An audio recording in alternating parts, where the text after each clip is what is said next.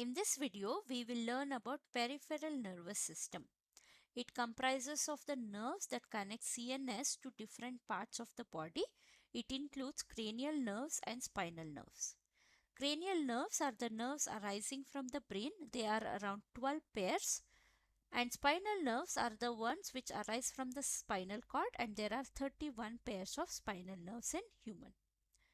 Now, autonomic nervous system is also known as visceral nervous system, include special set of peripheral nerves that control and coordinate activities of visceral or internal organs such as heart, lungs, kidney, certain glands, blood vessels, etc.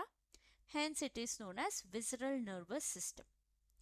Now, if we see divisions of autonomic nervous system, it is divided into sympathetic and parasympathetic nervous system. These systems function opposite to each other, that is antagonistic in nature. One exerts a stimulatory effect, the other exerts a inhibitory effect. Now, example include sympathetic nervous system accelerates the heartbeat, whereas a parasympathetic nervous system decreases the rate of heartbeat and brings it to normal. Sympathetic nerve inhibits the gastric secretion and parasympathetic nerve stimulates the gastric secretion. Now, sympathetic nervous system produces immediate fight or flight response against any abnormal condition. So, it keeps our body ready for an action. So, it prepares the body for violent actions against unusual conditions, that is fight and flight response. And it is stimulated by hormones such as adrenaline secreted by adrenal gland.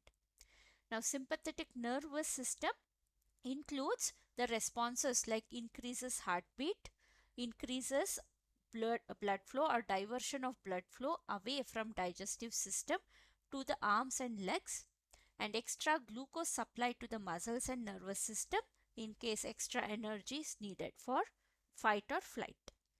On the other hand, parasympathetic nervous system brings the body back to normal by re-establishing the normal conditions after the violent activity or the situation is over. It has inhibitory or calming effect on the body. It stimulates smooth muscle contraction, so increases intestinal motility and glandular secretion as lacrimation, salivation, gastric secretion, etc. Now, if we see what other effects the sympathetic and parasympathetic nervous system have, it will dilate the pupil, that is sympathetic nervous system. The parasympathetic nervous system contracts the pupil.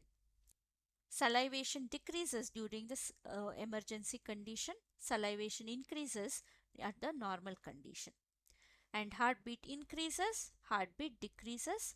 Bronchi dilates, bronchi constricts. Gastric and pancreatic activities will inhibit. Gastric and pancreatic activities are stimulated. The glycogen into glucose conversion will be stimulated as more energy is required. Here it will be inhibited. Adrenaline and noradrenaline secretion or release increases. Here it will decrease or it will become normal. Peristalsis will be stopped during sympathetic nervous system activation, and it will start again back when parasympathetic takes over.